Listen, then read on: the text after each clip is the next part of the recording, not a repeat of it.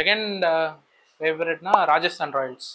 Second favourite டீம்னா எப்பவுமே Mumbai Indians தான் நமக்கு. ஆர்சிபி தான் நமக்கு. கிறிஸ் கெயில், ஏபிடி வில்லியர்ஸ் அவங்க பீரியட்லேருந்தே நமக்குலாம் ரொம்ப பிடிக்கும். பிகாஸ் எதுக்குன்னு கேட்டிங்கன்னா நம்மளுக்கு நம்ம அஸ்வின் இருக்காரு, தென் சஞ்சு சாம்சன். ஸோ மோஸ்ட்டாக சஞ்சு சாம்சன் சான்சஸ் பெருசாக கிடைக்கல இந்தியன் டீம். ஸோ கிடைச்ச சான்சஸும் அவர் கொஞ்சம் மிஸ் பண்ணியிருக்காரு. ஸோ அவரும் கொஞ்சம் நல்லா வரணுன்றதுனால ஓகே ராஜஸ்தான் ராயல்ஸ். ஸோ அந்த டீம் பிடிக்கும். செகண்ட் ஃபேவரட் டீம் பார்த்தா எஸ்ஆர்ஹெச்சும் பஞ்சாபும் சொல்லலாம். ஏன் என்ன ரீசன் சொல்லிட்டு உங்களுக்கே தெரியும். ஸோ அதுதான் ஆப்வியஸ்லி. சிஎஸ்கேக்கு ஒரு டஃப்னாலே அது வந்து மும்பை தான் எப்பவுமே. அவங்க பேட்டிங் லைனா இருக்கட்டும், அந்த பாண்டியா பிரதர்ஸ் அந்த டைம்ல பாண்டியா பிரதர்ஸ், பொல்லாடு, ரோஹித் சர்மா, மல்லிங்கா டைம்ல கூட அந்த பவுலிங்லாம் மல்லிங்கா இறங்கினாலே அவ்வளவுதான், அச்சோ போச்சு விக்கெட் தான் அவ்வளவுதான் அப்படின்னு சொல்லிட்டு. ஸோ எப்பவுமே நமக்கு ஒரு டஃப் காம்படிஷன் கொடுக்குற டீம்னாலே எனக்கு வந்து மும்பை இந்தியன்ஸ் ரொம்ப பிடிக்கும். So second favourite Mumbai. Second favourite IPL டீமும் சிஎஸ்கே தான்.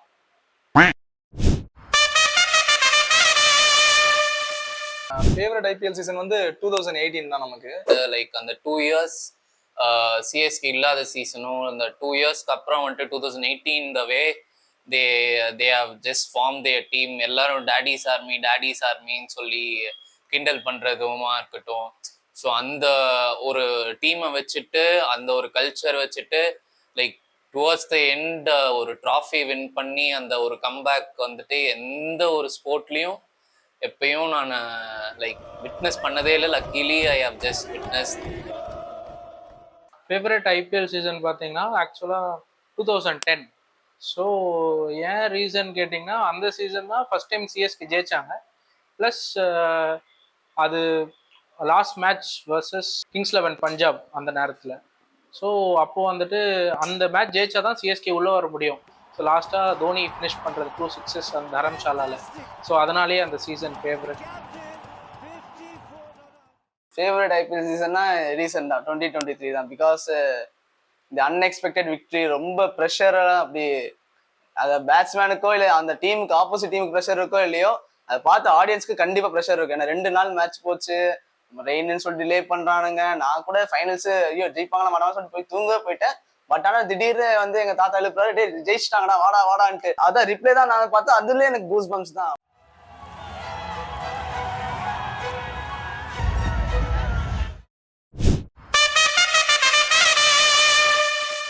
என்டர்டெய்னிங் பிளேயர் எல்லாரும் ரிட்டையர் ஆகிட்டாங்க இப்போதைக்கு. எல்லாருக்கும் மோஸ்ட்டாக பிடிச்சது டிவிலியர்ஸ், தென் கிறிஸ் கெயில். டிஜே பிராவோ தாங்க நமக்கு. அவர் சாங்கு, செலிப்ரேஷனு, விக்கெட் எடுத்தோடனே டான்ஸ் ஸ்டெப்லாம் டிஃப்ரெண்டாக போட்டு க்ரௌடை மொத்த க்ரௌடையும் என்டர்டைன்மெண்ட் பண்ணிட்டு இருப்பாரு. ஸோ அதெல்லாம் ஒரு சூப்பராக இருக்கும் பார்க்க. என்டர்டைனிங் ஐபிஎல் பிளேயர்னா நமக்கு இம்ரான் தாஹிர் தான் ப்ரோ. அந்த பவுலிங் டைம்ல ஒரு விக்கெட் எடுக்கும் போது சரி, ஃபீல்டிங் கேட்ச் படிக்கும் போது சரி, அப்படியே பராசக்தி எக்ஸ்பிரஸ் அப்படியே டன்னு ஓடுவாரு. Favourite entertaining player so like throughout recent டைம்ஸ்லயுமா இருக்கட்டும், லைக் ஃபியூ இயர்ஸ் பிஃபோரா இருக்கட்டும், லைக் ஏபிடி மாதிரியும் வந்த இந்த ரீசன்ட் டைம்ல சூரியகுமார் யாதவ். ஸோ ஒரு பாலும் என்ன ஆகும் லைக் பவுலர்ஸ்க்கே வந்துட்டு அவ்வளோ ஒரு ப்ரெஷர் போடக்கூடிய ஒரு என்டர்டைனிங் பிளேயர்ஸ். லைக் அவங்களுக்கு இங்கே தான் அடிக்கணும் அங்கே தான் அடிக்கணும்லாம் இல்லை, பால் பார்த்து லைக் இஷ்டத்துக்கு கிரவுண்டில் எங்கே வேணாலும் ஜஸ்ட் 6 4 சாத்துவாங்க. ஸோ அவங்க வந்தாலே வந்துட்டு அங்கே அந்த ஃபீல்டு எலக்ட்ரிஃபையிங்காக ஒரு செமையாக இருக்கும். I like Bravo. கிரிக்கெட்டுக்கு மேலே அவருடைய கிரவுண்டில் பண்ணுற மற்ற பெர்ஃபார்மன்ஸ் எல்லாம் நல்லா ஜாலியாக இருக்கும். So I like Bravo.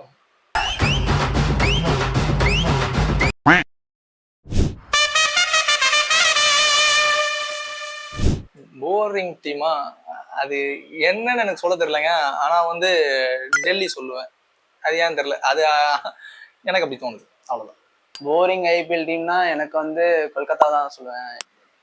Boring டீம்னா ஆர்சிபின்னு சொல்கிறேன். பட்டு அவங்க சில டைம் என்டர்டெயின் பண்ணுறாங்க, ரொம்ப தூரம் எடுத்துகிட்டு வந்துடுறாங்க. பட் டக்குன்னு இந்த வருஷம் பார்த்தீங்கன்னா அந்த போலிங் மானவரையாக கொடுத்துட்றாங்க. ஸோ இந்த வருஷம் எனக்கு பொறுத்த வரைக்கும் ஆர்சிபின்றது ஒரு போரிங் டீமாக தான் ஃபீல் ஆகுது. போரிங் டீம் பார்த்தா லைக் பெருசா இல்லை, லைக் யாரையும் ஜட்ஜ் பண்ண மாட்டேன். லைக் எல்லா லைக் இந்த லைக் ஐபிஎல் சீசன்ன்றது வந்துட்டு வருஷத்துல ஒரு டைம் வரனால நான் அதை என்ஜாய் பண்ணி ஒரு மேட்சுமே பார்ப்பேன். லைக் எல்லாருமே டிசர்விங் தான். ஸோ யாருமே போரிங் கிடையாது. Lucknow, very boring.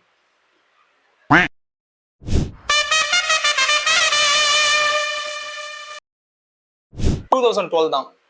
ஏன்னா 2011 வந்து டோனி ஃபினிஷஸ் ஆஃப் ஸ்டைல் அப்படின்ட்டு நமக்கு வேர்ல்ட் கப் வாங்கி கொடுத்து அதுக்கப்புறம் அப்படியே 2012 ஐபிஎல் பார்க்க ஆரம்பிச்சோம். ஃபர்ஸ்ட் ஐபிஎல் மேட்ச் பார்த்தோம்னா 2010ல லைக் ஜஸ்ட் கசின் வீட்டில் வந்துட்டு எல்லாம் மேட்ச் பார்த்துட்டு இருக்காங்க. என்னடான்னு பார்த்தா 2010ஓட finals. So CSK versus MI. CSK versus எம்ஐல அது எப்படி அந்த ஃபீல்ட் எப்படி பார்த்தோம்னா பேசிக்லி லைக் டிவி ஓடும், லைக் டிவி வந்துட்டு மியூட்ல இருக்கும், ஃபோனில் வந்துட்டு சொல்லியடிங்கிற ஒரு எஃப்எம்ஐ வந்துட்டு கனெக்ட் பண்ணி அந்த எஃப்எம்மோட கமெண்ட்ரி கேட்டுட்டே மேட்ச் பார்ப்போம். ஸோ அந்த அந்த மேட்ச் வந்துட்டு லைக் இன்னுமே எனக்கு ஞாபகம் இருக்கு. லாஸ்ட்ல பொலார்ட் மட்டும் இருப்பாரு. பொலார்ட் மட்டும் அந்த மேட்ச் நின்றுதான் வந்துட்டு லிட்ரலி சிஎஸ்கே வுட் ஹவ் லாஸ்ட்னு சொல்லலாம். லைக் ரொம்ப ரொம்ப க்ளோஸாக போயிருக்கும். ஸோ அந்த பொலார்ட் விக்கெட்டாக இருக்கட்டும், அந்த சீசன் நம்ம வின் பண்ணதா இருக்கட்டும், ரியலி லைக் அந்த ஒரு பாயிண்ட்ல இருந்து கண்டினியூஸாக ஐபிஎல் பார்த்துட்டு இருக்கோம்.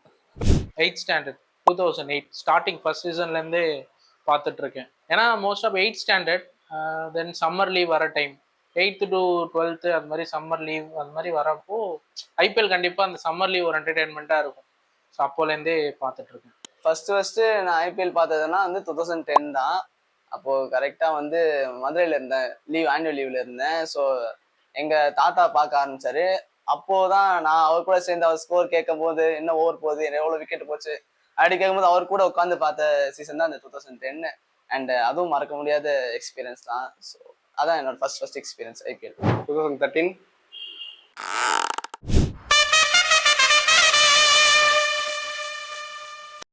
ஃப்ரான்ச்சைஸ்க்கு ஒரு சஜஷனாக சொல்லணும்னா சிஎஸ்கேக்கு சொல்லுவேன். ஆப்வியஸ்லி இந்த ஒரு ஃப்ரான்ச்சைஸில் இந்த ஒரு சேஞ்ச் பண்ணணும்னா அதை நான் ஆர்சிபின்னு தான் நான் லைக் என்னோட ஹைன்சைட் வச்சு சொல்லுவேன். கண்டிப்பாக ஆர்சிபி. பிகாஸ் அவங்க ஆக்ஷன் டேபிள் போகிறப்போ ஒரு பெருசாக கைடன்ஸ் இருக்க மாட்டேங்குது. ஒரு நல்ல பிளேயர்ஸ் பிக் பண்ண மாட்றாங்க, எந்த பிளேயர்ஸ் பிட் பண்ணமோ பண்ண மாட்றாங்க. ஸோ எப்பவுமே அவங்க ஒரு ஃப்ரான்ச்சைஸ் உள்ளே வந்துட்டு ஒரு பார்த்தீங்கன்னா ஒரு ஃப்ரீயாக அந்த பிளேயர்ஸ் ஆட மாட்றாங்க. பிகாஸ் மொயின் அலி எடுத்துக்கோங்க, குவிண்டன் டிகாக் எடுத்துக்கோங்க, சிவம் டூபே எடுத்துக்கோங்க. ஸோ ஆர்சிபியில் இவங்க 3 பேர் இருக்கிறப்பவும் யாரும் பெருசாக ஆடலை. Shivam Dube you can see performance in CSK, Quinton de Kock and LSG previous year. இந்த இயர் கொஞ்சம் டவுன் தான், பட் ப்ரீவியஸ் இயர் நல்லா ஆடினாங்க. Moeen Ali also good in 2023 and another player Shane Watson in 2018 season. So these are அவங்க ஃப்ரான்ச்சைஸில் வந்துட்டு அவங்க சேஞ்சஸ் பண்ணணும் கண்டிப்பாக. And coaching staffs this thing that thing has to be changed. அந்த என்வைரான்மெண்ட் சேஞ்ச் பண்ணால் RCB has more chances to win. அவ்வளோதான். இன்னொன்று என்னன்னா லைக் ஸ்டார் பிளேயர்ஸா லைக் இவங்கள தான் எடுக்கணும்னா லைக் போன ஆப்ஷன்ல பாத்தீங்கன்னா மிச்சல் ஸ்டார்க்கு ஆர்சிபி கிட்டத்தட்ட ஒரு 19 crores செலவு பண்றோன்ற மாதிரி போயிட்டாங்க. லைக் இப்போ ஆஸ் அ ரிசல்ட் பாத்தீங்கன்னா மிச்சல் ஸ்டார்க் அவ்வளோவா பெர்ஃபார்ம் பண்றது இல்லை. அப்படின்னா முக்கியமாக சென்னைக்கு they can give some additional opportunity for Tamil Nadu players. Tamil Nadu பிளேயர்ஸ்க்கு நிறைய ஆப்பர்ச்சுனிட்டி கொடுத்தாங்கன்னா இன்னும் பெட்டராக இருக்கும். சிஎஸ்கே பொறுத்த வரைக்கும் என்ன ட்ராபேக்காக இருக்குன்னா இது மாதிரி தமிழ் பிளேயர்ஸ்க்கு பிளேயிங் லெவனில் சான்ஸ் கொடுக்க மாட்டேங்கிறாங்க. ஸோ அப்படி ஒரு சான்ஸ் கொடுத்தாங்கன்னா இது மாதிரி அவங்க ஒரு நெக்ஸ்ட் லெவலுக்கு போயிட்டு தமிழ்நாட்டிலேருந்து கொஞ்சம் இந்தியாவுக்கு ஆடி அவங்க ஷைன் ஆவாங்க. ஸோ அது வந்து கொஞ்சம் பார்க்க நல்லாயிருக்கும். இதே மாதிரி அவங்கள இன்ஸ்பிரேஷன் எடுத்து வச்சு நம்ம தமிழ்நாட்டிலேருந்து நிறைய பிளேயர்ஸ் போவாங்க. ஸோ பெட்டராக இருக்கும்.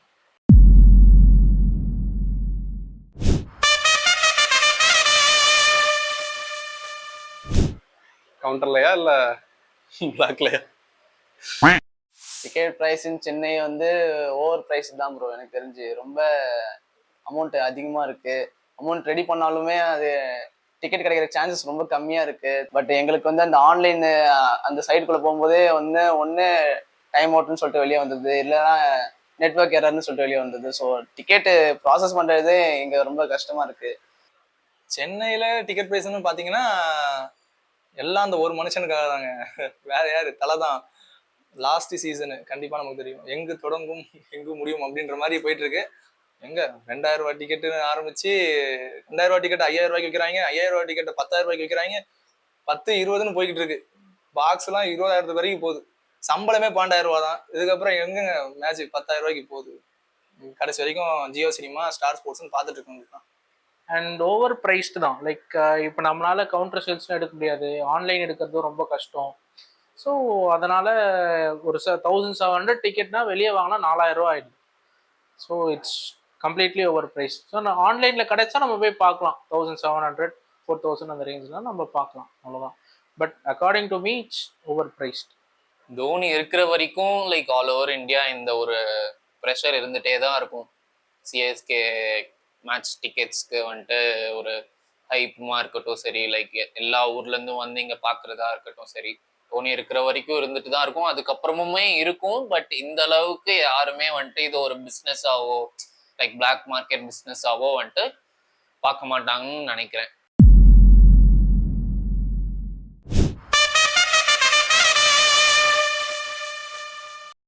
என் ஃபேவரட் டீம் கப் அடிக்கணும்னா நான் சிஎஸ்கே தான் என் ஃபேவரெட்டு. ஸோ அவங்க வந்து ஒரு 6th ட்ராஃபி வந்து பிளேஸ் பண்ணாங்கன்னா அதுதான் மும்பை அப்படி தூக்குன மாதிரி இருக்கும் அவங்க பொசிஷன்லேருந்து. எந்த டீம் கப் அடிக்கணும்னா ப்ரைமரி ஆப்ஷன் சிஎஸ்கே.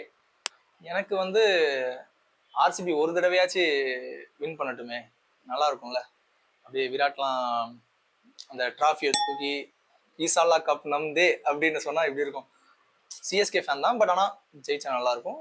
அதான் ஆர்சிபி தான் சொல்லுவேன். Because they have the history of no victories over the ஃபைனல்ஸுக்கு குவாலிஃபை ஆனதே அவங்க வந்து ரேர் தான். அது ஆடியும் வந்து ஒழுங்காக வந்து பண்ண முடியல.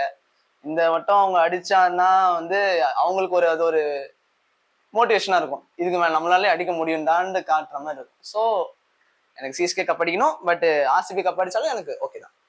இப்போதைக்கு ஆர்சிபிக்கு வாய்ப்பு இல்லை, அதனால மேபி எனக்கு தெரிஞ்சு என் கெஸ்ட் படி ஆர்ஆர் இல்லைனா கேகேஆர் யாரோ ஒருத்தர் வாய்ப்புகள் இருக்கு இந்த வருஷம். சென்னை தான் ஆப்ஷனும், சென்னை தான்.